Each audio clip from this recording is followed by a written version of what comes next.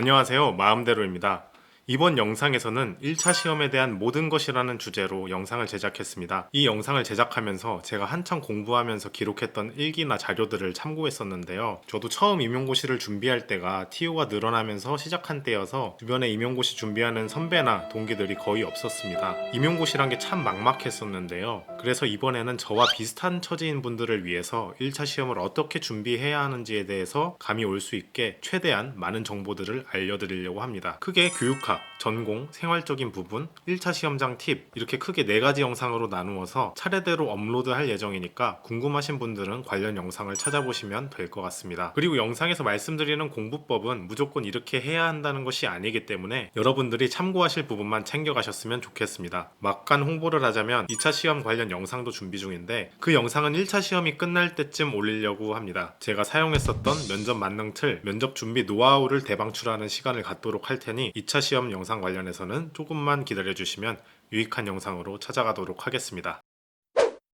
이번 영상에서는 교육학에 대해서 설명드리겠습니다. 저는 임용고시를 치르기 1년 반 전부터 교육학을 공부했습니다. 첫 강사는 모든 영역을 다루는 디테일로 유명한 김땡님을 선택했고요. 학습은 깔때기처럼 처음에는 넓혔다가 나중으로 갈수록 좁혀야 한다는 말을 들어서 최대한 많은 내용을 머릿속에 저장하려고 했었습니다. 임용복이 1년 이상 남으셨다면 넓게 공부하면서 교육학 스키마를 만드는 것을 목표로 삼아도 괜찮을 것 같아요. 저는 각 잡고 공부하기 전 6개월 동안은 교육학 기본 구조를 만드는 것을 목표로 삼고 공부했습니다. 처음 2개월 동안 열심히 강의를 듣고 한 바퀴 돌아서 다시 첫 번째 단원 교육과정으로 돌아오니까 내용들은 거의 까먹고 뼈대만 희미하게 남아 있었습니다. 그때쯤에 강사님과 개인 상담을 할 기회가 있었는데 그때 강사님이 그런 말씀을 하시더라고요. 본인도 이 업계에 들어온 지 거의 20년이 넘어가는데 매번 반복해도 잊어버리는 내용이 많아서 강의 준비 전에 따로 공부하고 들어온다고 하시더라고요. 기본적으로 교육학은 과목이 10개이고 양이 많다면 많은 양이기 때문에 망각은 너무나도 당연한 현상인데요. 그렇기 때문에 지속적으로 반복하면서 얼기설기 형태를 만들고 시험 보는 직전까지 보완하는 것이 중요하다고 합니다. 기본 구조를 튼튼하게 해두어야 나중에 견고하게 틀이 잡힐 수 있습니다. 근데 다들 아시겠지만 반복하면 반복할수록 공부하는 시간이 조금 더 줄어듭니다. 처음에는 한 바퀴 도는데 2개월 정도 걸렸었지만 시험에 임박해서는 일주일 정도면은 한 바퀴를 돌았습니다. 그리고 이것은 저뿐만이 아니라 많은 수험생들도 공감하는 부분이기도 합니다.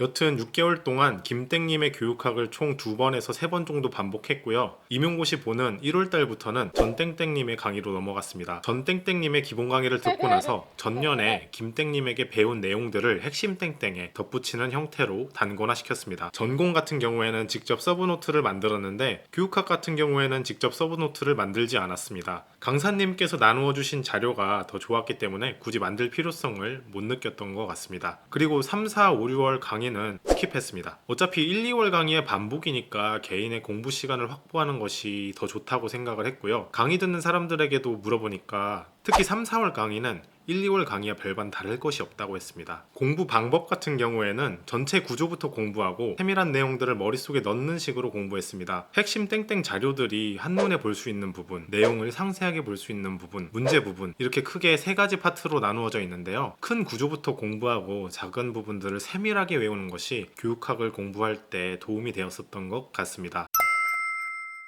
기본 강의를 한 강의를 들으면 앉은 자리에서 책을 덮고 백지구조화를 5분 내외로 진행했습니다. 강의를 듣자마자 백지구조화를 진행하게 되면은 머릿속에 그런 내용의 틀이 남아있어서 조금 더 암기가 깊게 될 수 있다고 생각합니다. 그리고 단원 하나를 마치면 모든 내용을 복습하고 백지구조화를 진행했습니다. 백지구조화가 끝나면 인출 못한 부분을 빨간 펜으로 칠해서 그 부분을 반복적으로 암기했고 시험을 치기 전까지 정기적으로 백지구조화를 해준 것으로 기억합니다. 백지구조화는 아무 인출 단서 없이 스스로 머릿속에서 내용을 정리해보는 것인데요. 이렇게 하면 머릿속에 도식이 생겨서 임용 문제가 애매하게 나온 경우에 강점을 발휘할 수 있게 됩니다. 제 기억으로는 2014년도에 교장의 지도성에 대해서 정말 애매하게 출제가 되었었는데요. 많은 수험생들이 그때 당시에 당황했었다고 합니다. 하지만 백지 구조화를 잘 진행해둔 수험생들은 지도성에 대한 구조가 머릿속에 있었기 때문에 정답에 가깝게 적어서 많이 맞았다고 합니다. 슬슬 날씨가 더워지면 전국 모의고사를 신청받게 되는데요. 상대적으로 자기 위치를 자료를 평가할 수 있는 기회인 만큼 꼭 신청하시고 현장과 비슷한 경험도 느끼셨으면 좋겠습니다. 근데 주의하셔야 할 점도 있습니다. 바로 교육학 강사들의 모의고사 평가에 연연해하지 않는 것입니다. 전공 같은 경우에는 제 생각으로는 문제들이 타당도 있게 나오는 편이었던 것 같습니다. 하지만 일부 교육학 강사들은 의도적으로 이상한 문제를 내서 수험생들의 불안감을 조성해서 자기 수강생으로 만들려고 한다고 들었습니다. 제가 6월 달에 교육학 타강사의 전공 모의고사를 쳤었는데 1년 동안 공부하면서 전혀 본 적 없는 개념이 3개씩이나 나왔습니다. 그때까지 교육학을 1년 동안 공부했었는데 교육학을 6점 받았습니다. 실제 시험이었으면 꽈락이었죠. 지금까지 공부를 이상한 방법으로 해온 것인가, 강사를 잘못 선택한 것인가, 그런 생각도 들었습니다. 근데 결과를 받아보니까 교육학 평균 점수가 8점이라고 하더라고요. 타당도가 하나도 없는 시험이었고 불안한 수험생들을 자기 수강생으로 끌어들이려고 한 게 아니었을까 생각이 듭니다.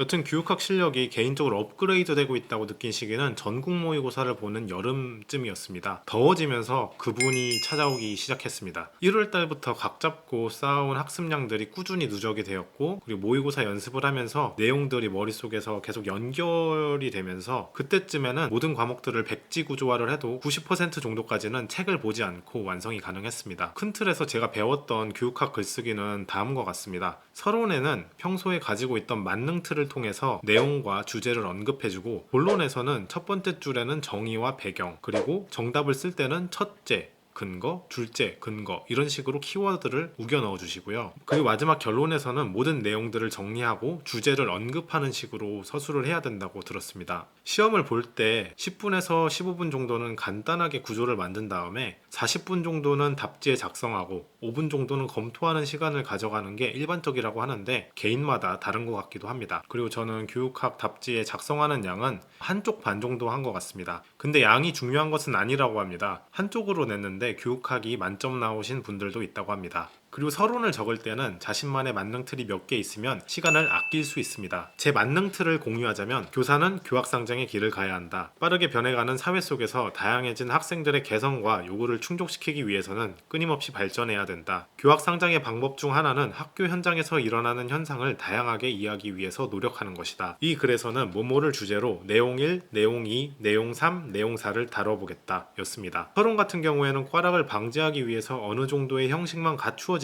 점수 차감을 하지 않기 때문에 너무 잘 써야 한다는 압박감을 가지지 않으셔도 됩니다. 그리고 어떤 내용을 쓸 때 생각나는 키워드가 2개 있다면 이런 식으로 쓰는 방법이 있습니다. 그것을 첫째, 둘째 나눠서 작성하는 것이 아니라 하나에 모두 우겨 넣는 것입니다. 예를 들어서 타일러의 목표 성취 모형의 장점에 대해서 물어보는 문제에서 첫째, 명확한 평가 기준에 의해서 평가가 가능하다.